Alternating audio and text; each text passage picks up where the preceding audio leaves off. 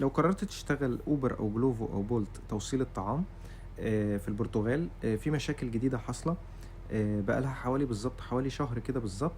فانتبه لو انت قررت تشتغل الشغلانة دي، الشغلانة كويسة وكل حاجة، ولكن في مشاكل مع الجماعة البرازيل. ايه هي المشاكل؟ لو انت مهتم وعايز تعرف ايه اللي حاصل بالظبط، كمل الفيديو للآخر واشوفكم بعد الفاصل.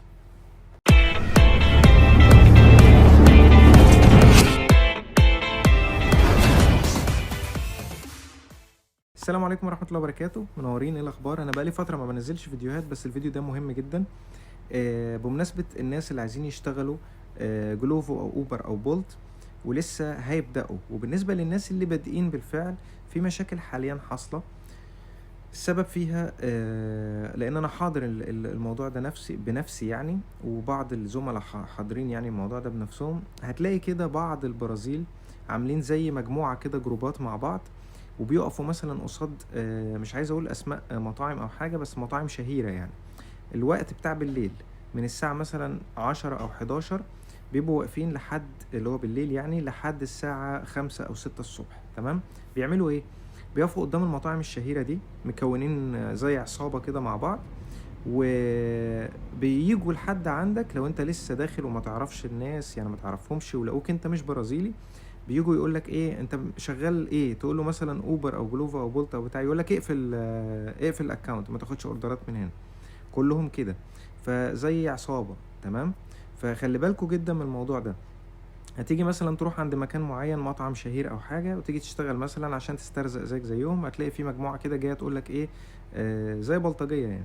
هتلاقيهم جايين يقول لك ايه، اقفل ما تشغلش اوبر، احنا شغالين هنا. فاقفل ما تشغلش جلوفو، اقفل ما تشغلش بول. هتلاقي الموضوع ده منتشر جدا حاليا. انا مش عارف ايه التركيبة او ايه الحكاية يعني. بس لو انت بتتكلم برازيلي او بتتكلم برتغالي، ولقوك بتتعامل معاهم بنفس اللغة بتاعتهم، مش هيقدروا يخلوك تقفل الاكونتات، لان هيبقى يلاقوا ان انت تقدر تكلم الشرطة او تعمل اي حاجة يعني تخليهم ان هم يتجنبوك. تمام؟ فده اللي حصل مع بعض اصدقائي ومعايا انا شخصيا يعني. فهتلاقي في ناس كده تيجي تقول لك ايه، اقفل الاكونت. لو لقوك بتتكلم معاهم برازيلي او برتغالي، هيجيبوا منك ورا، هيخلوك انت تفضل شغال عادي. يقول لك خلاص خليك انت شغال، لان هيلاقوك بتتكلم نفس اللغة، وهيعرفوا ان انت ممكن تكبر الموضوع، تكلم الشرطة تيجي فتعمل مشكلة معاهم او حاجة. فلو انت ما بتتكلمش اللغة معاهم، ده بعض الاماكن يا جماعة، لو انت ما بتتكلمش اللغة معاهم هتلاقيهم بيجوا عليك. تمام؟ هتلاقيهم يقول لك اقفل الاكونت، ما تشتغلش، اشتغل بس بولت. هتلاقي هم عاملين زي رباطية كده، هم اللي هيحددوا لك انت المفروض تشتغل ايه. مش في كل الاماكن، ولكن بعض الاماكن. بس دلوقتي بقى نسبة الموضوع انتشر قوي. ف وهم كتير يعني، هو هنا البرازيل كتير جدا برازيليين يعني.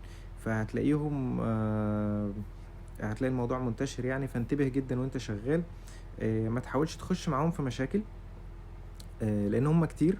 وفي نفس الوقت لو انت ما بتتكلمش اللغة كويس، فهم اللي هينتصروا كده او كده. حتى لو انت كلمت شرطة او عملت حاجة، هم اللي هينتصروا، لان انت مش هتعرف تحكي للشرطة ايه اللي حصل بالظبط. اللي هم ممكن يحكوا حاجة مختلفة او حاجة، فانت في النهاية اللي هتطلع مش عارف تتعامل. تمام؟ لكن لو بتعرف تتكلم اللغة او حاجة، عاند عادي واشتغل معاهم، وهم هتلاقيهم هم اللي بيجيبوا ورا. تمام؟ ده بالنسبة للموضوع بتاع المشاكل يعني اللي حاصلة دلوقتي في موضوع توصيل الطلبات. في حاجات تانية كنت عايز اقول لكم عليها برضو.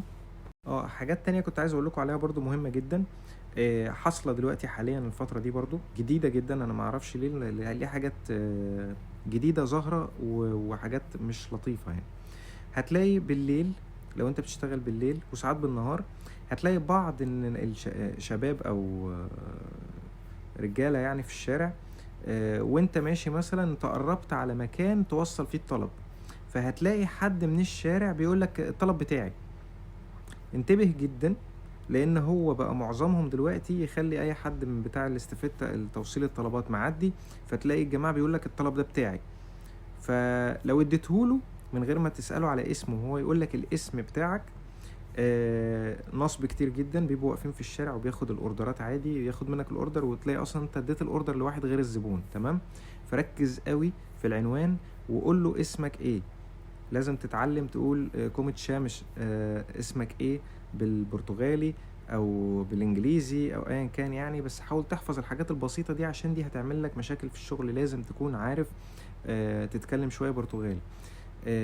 كتير قوي الموضوع ده منتشر جدا دلوقتي. ببقى مثلا ماشي او حد من صحابي ماشي ويجي يروح يودي اوردر، يقول لي ده الزبون بيكلمني بيقول لي الاوردر انا ما خدتوش، وهو عمل ارايفد وعمل كونفيرم ان هو وصل الاوردر، والزبون يتصل بيه او يبعت لخدمه العملاء، وخدمه العملاء تبعت له تقول له انت ما اديتش الاوردر، انت ليه عامل كونفيرم. تمام. تمام يا جماعة، انتبهوا جدا من الموضوع ده. الناس بتبقى في الشارع، سواء على فكرة مش عرب ولا حاجة يعني ولا ايا كان، هو ميكس يعني، وفي برتغال وفي برازيل وفي عرب وفي هنود، وهتلاقي كتير قوي قبلك في الشارع يقول لك الاوردر بتاعي براميه، هيقول لك من اجلي مش عارف ايه وبتاع. فاساله قول له كوميت شامش اسمك ايه مش عارف ايه، فيقول لك الاسم، لو لقيت الاسم مطابق اديهوله، مش الاسم مطابق لا. تمام. لان هم بيقعدوا يجربوا، بيخلوا بتوع الموتوسيكلات او بتوع العجل ماشيين ويقعدوا يجربوا معاه ان هو يلاقي مثلا مبطأ شويه وعمال يبص على العناوين، فيقول بس انا هصطاده هنا ان انا اقول له ايه الاوردر بتاعي. ففي ناس ادت الاوردرات كتير. تمام. وبيجي اللي هم مشاكل من الموضوع ده. ده حاجة مهمة جدا. حاجة التالتة، لو انت معاك عجلة او موتوسيكل او ايا كان، لازم تحط GPS في العجلة او الموتوسيكل اللي معاك يعني، البايسكل او السكوتر. تمام. لازم تحط GPS، لان في حالات سرقة.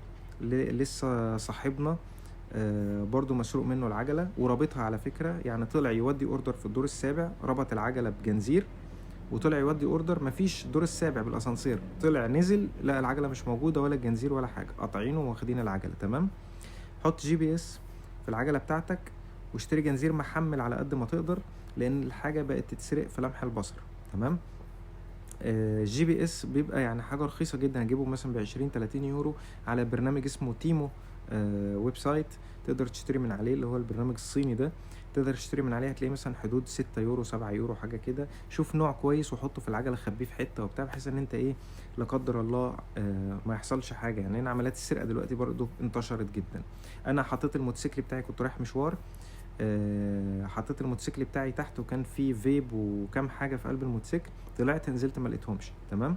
فالموضوع بقى غريب جدا، بقى في حالات غريبه يعني، ما عادش زي الاول زي ما كنا جايين. معرفش مين بقى السبب في ده، اذا كانوا من بلد هنا ولا هنا ولا هنا، يعني معرفش، بس انت حرص على حاجتك وخلاص. تمام. انا عامل لكم الفيديو شامل لموضوع البتاع ده، المشاكل كلها بتاعت اوبر وجلوفو وبولت، الشغل يعني بتاع توصيل الطلبات. في حاجة تانية كمان، لما تيجي تروح تستلم الاوردر من المكان نفسه اللي انت بتستلم منه الاوردر، المطعم. تمام. هتلاقي بيقول لك مثلا اعمل بيك اب، ان انت تدوس كونفيرم ان انت خدت الاوردر. تمام. ما تدوس كونفيرم لو المطعم اتشقلب او اللي شغال جوه المطعم اتشقلب على راسه، الا لما تمسك الاوردر في ايدك. تمام. لان دي حصلت برضو معايا انا شخصيا. زمان حد انا رحت مطعم معين فقال لي دوس كونفيرم، فعملت كونفيرم. تمام. فقال لي استنى ده الاوردر مش بتاعك، وراح مديه لحد تاني، والحد التاني ده مشي. تمام. وانا عملت كونفيرم. فمين اللي بدأ يبعت لك لانك اتأخرت؟ الزبون بدأ يبعت لك، ودخل جوه اللي شغال في المطعم، وبعدين قعد يلف ويرجع يدي اوردرات وانا واقف. فقلت له الاوردر، قال لي ما انت عامل كونفيرم. فقلت له لا انا عملت كونفيرم بس ما خدش الاوردر، لان الضغط بيبقى كتير، بيبقى العدد كبير اللي جاي يستلم حاجات، فانت ما تحطش نفسك في نقطة ان انت عملت كونفيرم هيقول لك انت خدت الاوردر، هو بينسى. تمام. ما تعملش كونفيرم الا اذا مسكت الشنطة في ايدك. تمام. حاجة رابعة او 5 مش فاكر، وانت شغال كاش، لو انت بتشتغل كاش ما تديش للزبون الاوردر في ايده غير لما تمسك الفلوس الاول. تمام. لان دي برضو حصلت معايا وحصلت مع كذا حد، الزبون بياخد الاوردر ويروح داخل بيته وقافل وشكرا، ما تطولش انت حاجة خالص. بياخد الاوردر لو مثلا ب20 يورو، يروح مديك 10 يورو، يقول لك ما خلاص ما معيش فلوس تاني، بيروح فاتحه عادي، انت مش هتعرف تعمل حاجة. تمام. تملي ما تروح توصل اوردرات بكاش، خد الفلوس، قول له دينيرو بريميرو دينيرو، الفلوس الاول، يديك الفلوس الاول اديله الاوردر. تمام. ما ادالكش الفلوس ما تديلوش الاوردر، ابعت قول ان الزبون رافض ان يديك الفلوس. تمام.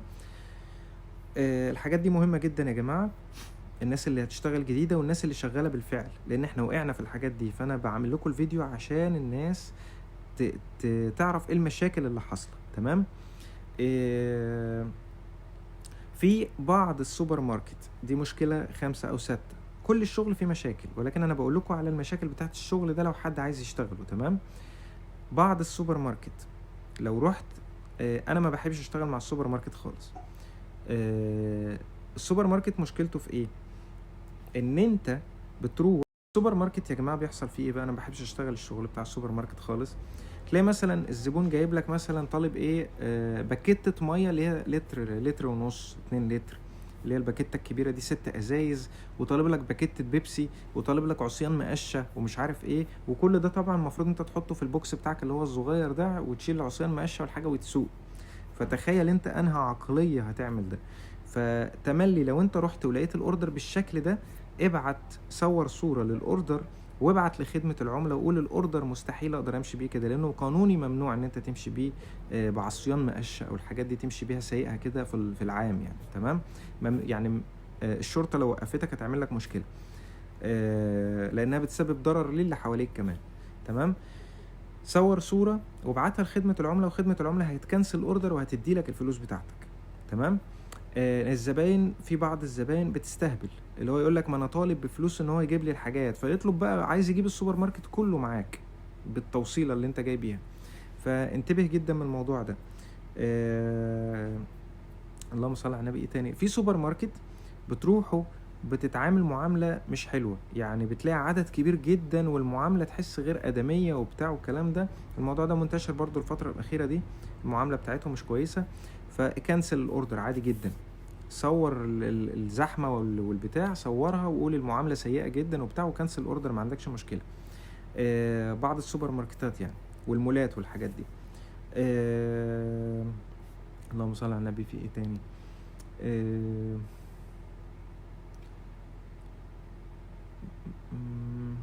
بعتقد هي دي الحاجات الضرورية قوي اللي انتوا تنتبهوا منها.